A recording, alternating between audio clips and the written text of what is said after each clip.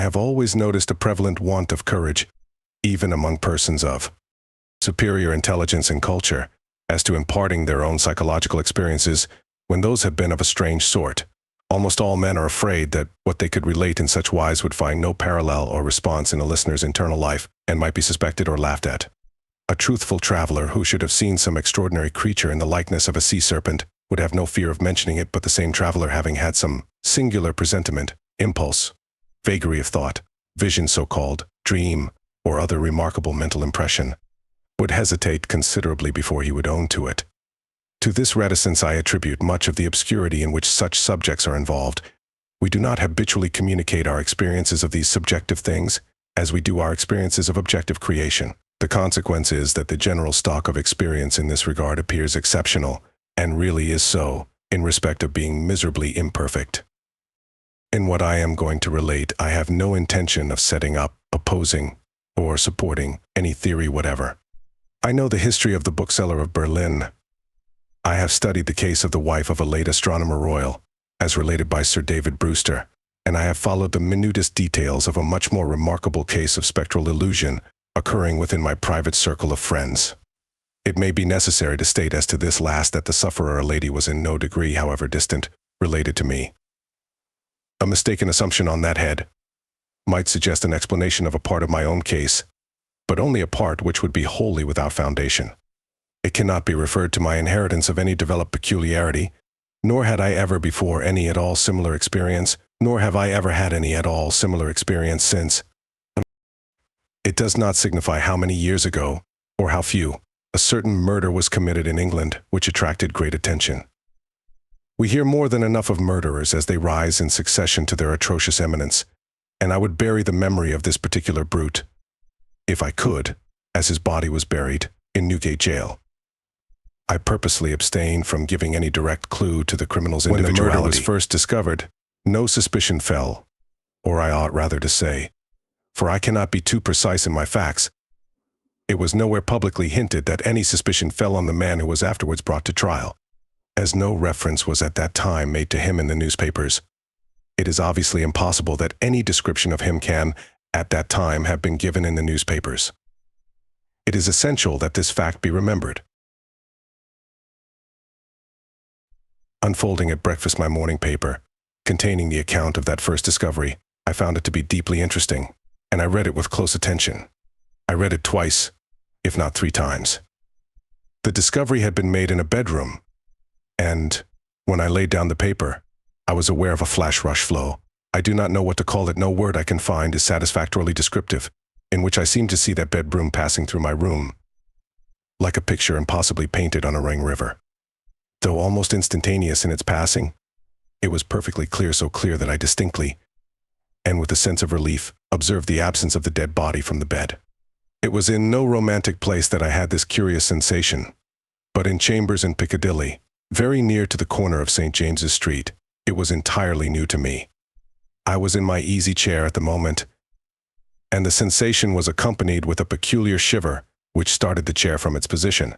But it is to be noted that the chair ran easily on casters. I went to one of the windows, there are 2 in the room, and the room is on the 2nd floor, to refresh my eyes with the moving objects down in Piccadilly. It was a bright autumn morning, and the street was sparkling and cheerful. The wind was high. As I looked out, it brought down from the park a quantity of fallen leaves, which a gust took and whirled into a spiral pillar.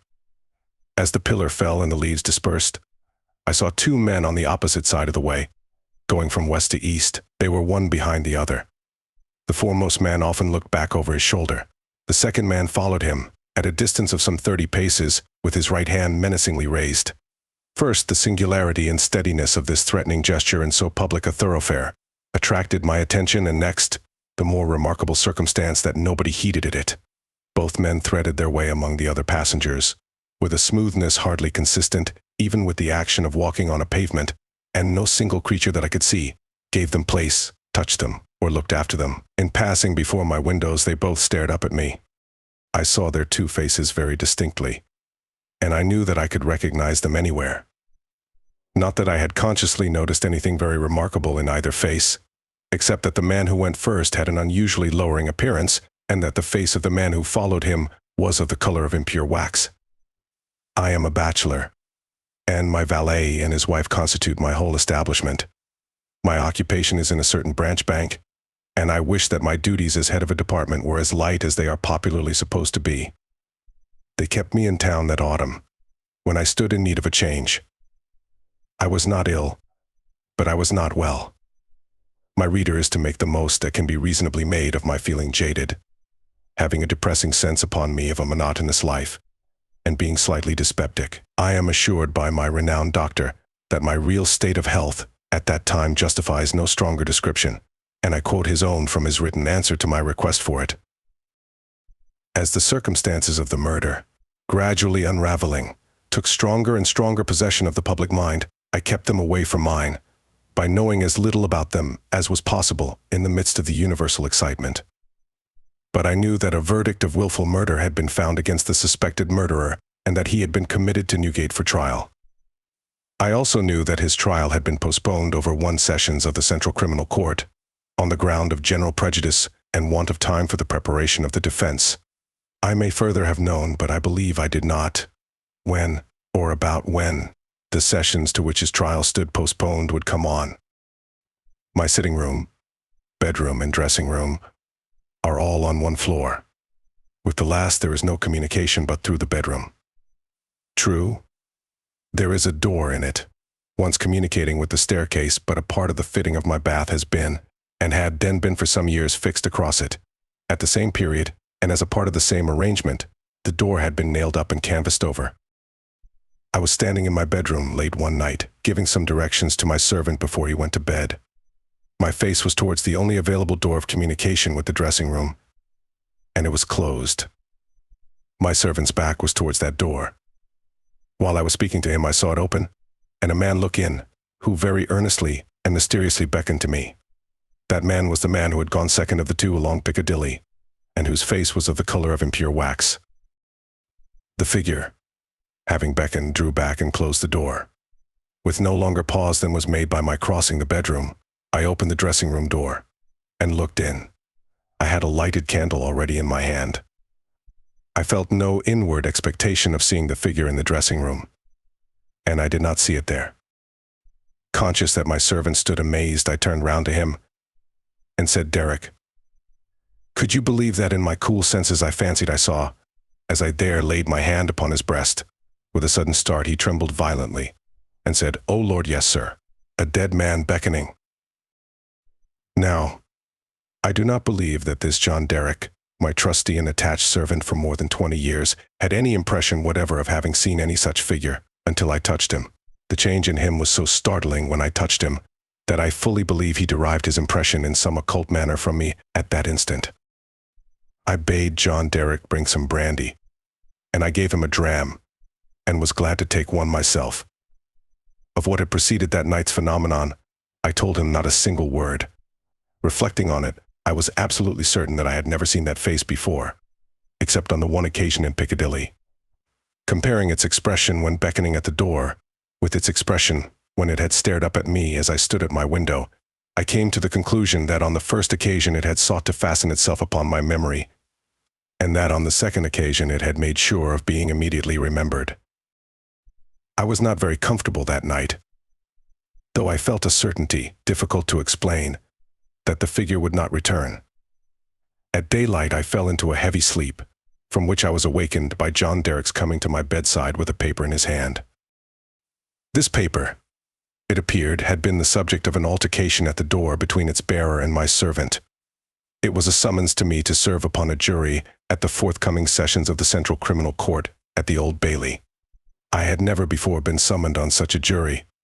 As John Derek well knew, he believed, I am not certain at this hour, whether with reason or otherwise, that that class of jurors were customarily chosen on a lower qualification than mine, and he had at first refused to accept the summons. The man who served it had taken the matter very coolly. He had said that my attendance or non-attendance was nothing to him. There the summons was, and I should deal with it at my own peril. For a day or two I was undecided whether to respond to this call, or take no notice of it. I was not conscious of the slightest mysterious bias, influence, or attraction, one way or other. Of that I am as strictly sure as of every other statement that I make here. Ultimately, I decided, as a break in the monotony of my life, that I would go. The appointed morning was a raw morning in the month of November. There was a dense brown fog in Piccadilly, and it became positively black and in the last degree oppressive east of Temple Bar. I found the passages and staircases of the courthouse flaringly lighted with gas, and the court itself similarly illuminated. I think that until I was conducted by officers into the old court and saw its crowded state, I did not know that the murderer was to be tried that day. I think that until I was so helped into the old court with considerable difficulty, I did not know into which of the two courts sitting my summons would take me. But this must not be received as a positive assertion, for I am not completely satisfied in my mind on either point. I took my seat in the place appropriated to jurors in waiting, and I looked about the court as well as I could through the cloud of fog and breath that was heavy in it. I noticed the black vapor hanging like a murky curtain outside the great windows, and I noticed the stifled sound of wheels on the straw, or tan that was littered in the street, also the hum of the people gathered there, which a shrill whistle, or a louder song, or hail than the rest, occasionally pierced. Soon afterwards the judges, 2 in number, entered and took their seats. The buzz in the court was awfully hushed. The direction was given to put the murderer to the bar. He appeared there, and at that same instant I recognized in him the first of the 2 men who had gone down Piccadilly. If my name had been called then, I doubt if I could have answered to it audibly. But it was called about 6th or 8th in the panel, and I was by that time able to say, "Here now, observe." As I stepped into the box, the prisoner, who had been looking on attentively, but with no sign of concern, became violently agitated, and beckoned to his attorney. The prisoner's wish to challenge me was so manifest that it occasioned a pause, during which the attorney, with his hand upon the dock, whispered with his client, and shook his head. I afterwards had it from that gentleman that the prisoner's first affrighted words to him were, "At all hazards challenge that man, but," that as he would give no reason for it, and admitted that he had not even known my name until he heard it called, and I appeared, it was not done. Both on the ground already explained, that I wished to avoid reviving the unwholesome memory of that murderer, and also because a detailed account of his long trial is by no means indispensable to my narrative. I shall confine myself closely to such incidents in the 10 days and nights during which we, the jury, were kept together, as directly bear on my own curious personal experience. It is in that, and not in the murderer, that I seek to interest my reader. It is to that, and not to a page of the Newgate calendar, that I beg attention. I was chosen foreman of the jury. On the second morning of the trial, after evidence had been taken for 2 hours, I heard the church clock strike. Happening to cast my eyes over my brother jurymen, I found an inexplicable difficulty in counting them. I counted them several times, yet always with the same difficulty. In short, I touched the brother juryman, whose place was next to me, and I whispered to him, "Oblige me by counting us." He looked surprised by the request, but turned his head and counted. "Why," says he suddenly, "we are 13, but no, it's not possible. No, we are 12. According to my counting that day, we were always right in detail, but in the gross we were always 1 too many. There was no appearance, no figure to account for it, but I had now an inward foreshadowing of the figure that was surely coming. The jury were housed at the London Tavern. We all slept in one large room on separate tables, and we were constantly in the charge and under the eye of the officer sworn to hold us in safekeeping. I see no reason for suppressing the real name of that officer. He was intelligent, highly polite, and obliging, and I was glad to hear much respected in the city. He had an agreeable presence, good eyes, enviable black whiskers, and a fine sonorous voice. His name was Mr. Harker. When we turned into our 12 beds at night, Mr. Harker's bed was drawn across the door. On the night of the second day, not being disposed to lie down, and seeing Mr. Harker sitting on his bed, I went and sat beside him, and offered him a pinch of snuff. As Mr. Harker's hand touched mine in taking it from my box, a peculiar shiver crossed him, and he said, "Who is this?" Following Mr. Harker's eyes and looking along the room, I saw again the figure I expected, the second of the 2 men who had gone down Piccadilly. I rose and advanced a few steps, then stopped and looked round at Mr. Harker. He was quite unconcerned, laughed, and said in a pleasant way, "I thought for a moment we had a 13th juryman without a bed. But I see it is the moonlight." Making no revelation to Mr. Harker, but inviting him to take a walk with me to the end of the room, I watched what the figure did. It stood for a few moments by the bedside of each of my 11 brother jurymen, close to the pillow. It always went to the right-hand side of the bed, and always passed out crossing the foot of the next bed. It seemed from the action of the head, merely to look down pensively at each recumbent figure. It took no notice of me, or of my bed, which was that nearest to Mr. Harker's. It seemed to go out where the moonlight came in, through a high window, as by an aerial flight of stairs. Next morning at breakfast, it appeared that everybody present had dreamed of the murdered man last night, except myself and Mr. Harker. I now felt as convinced that the second man who had gone down Piccadilly was the murdered man, so to speak, as if it had been borne into my comprehension by his immediate testimony. But even this took place, and in a manner for which I was not at all prepared. On the 5th day of the trial, when the case for the prosecution was drawing to a close, a miniature of the murdered man, missing from his bedroom upon the discovery of the deed, and afterwards found in a hiding place where the murderer had been seen digging, was put in evidence. Having been identified by the witness under examination, it was handed up to the bench, and thence handed down to be inspected by the jury. As an officer in a black gown was making his way with it across to me, the figure of the second man who had gone down Piccadilly impetuously started from the crowd, caught the miniature from the officer, and gave it to me with its own hands, at the same time saying in a low and hollow tone, "Before I saw the miniature, which was in a locket, I was younger then, and my face was not then drained of blood." It also came between me and the brother juryman to whom I would have given the miniature, and between him and the brother juryman to whom he would have given it, and so passed it on through the whole of our number, and back into my possession. Not one of them, however, detected this. At table, and generally when we were shut up together in Mr. Harker's custody, we had from the first naturally discussed the day's proceedings a good deal. On that 5th day, the case for the prosecution being closed, and we having that side of the question in a completed shape before us, our discussion was more animated and serious.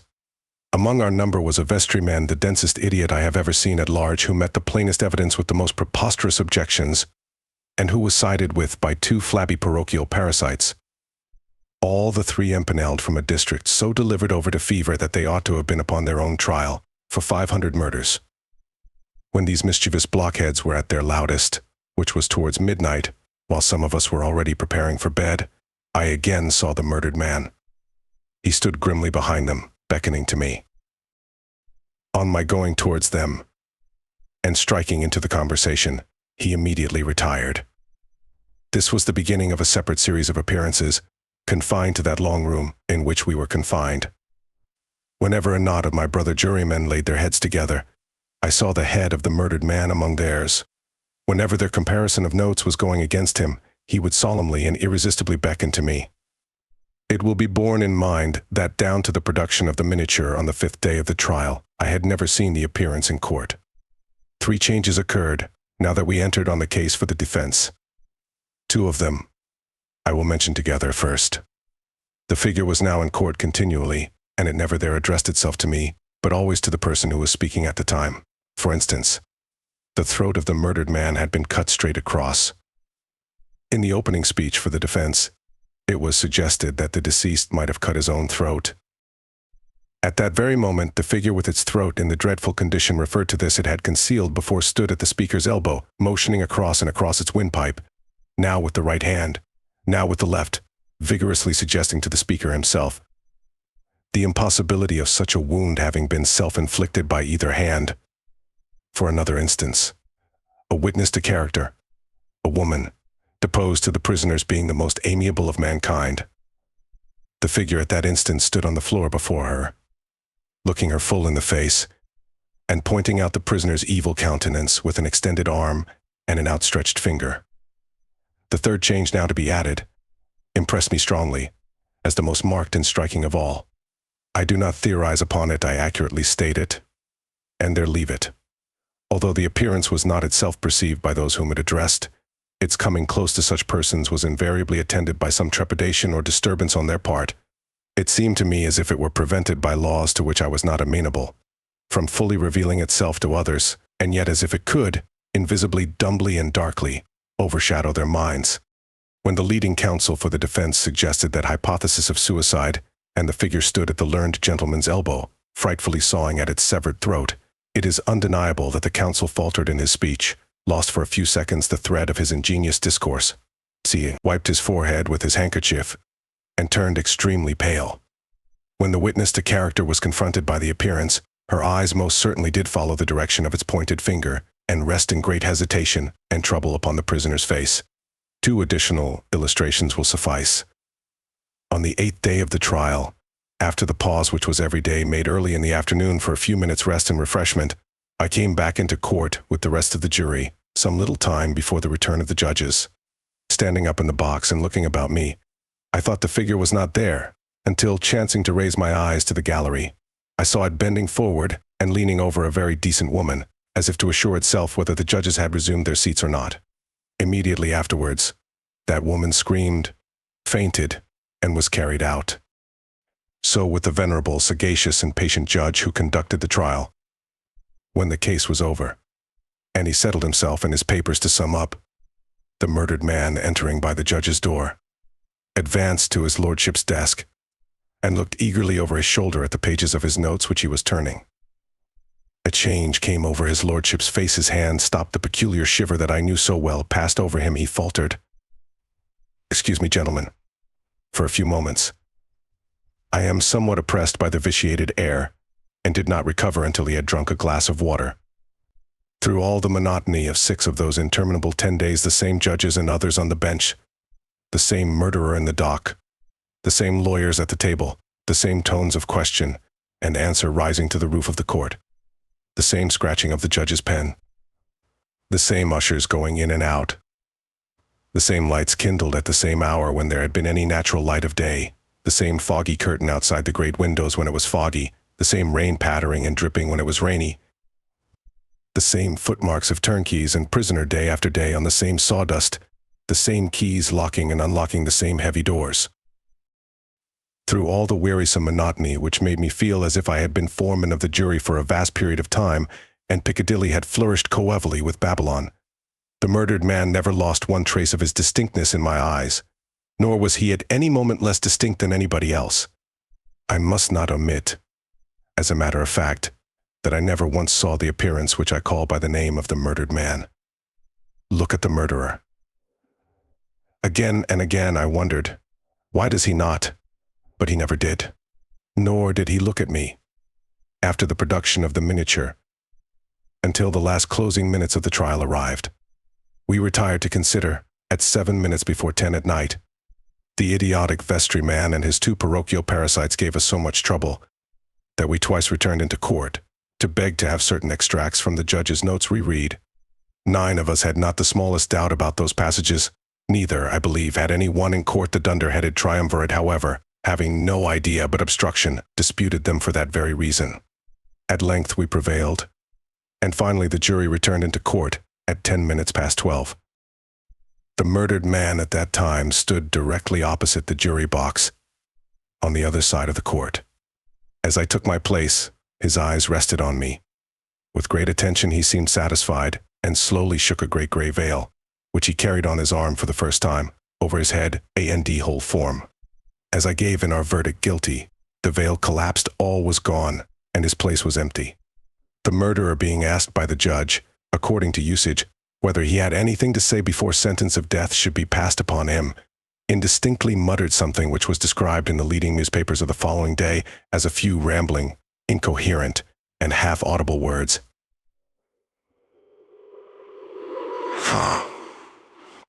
In which he was understood to complain that he had not had a fair trial, because the foreman of the jury was prepossessed against him. The remarkable declaration that he really made was this: my lord, I knew I was a doomed man when the foreman of my jury came into the box. My lord, I knew he would never let me off before I was taken. He somehow got to my bedside in the night, woke me, and put a rope round my neck.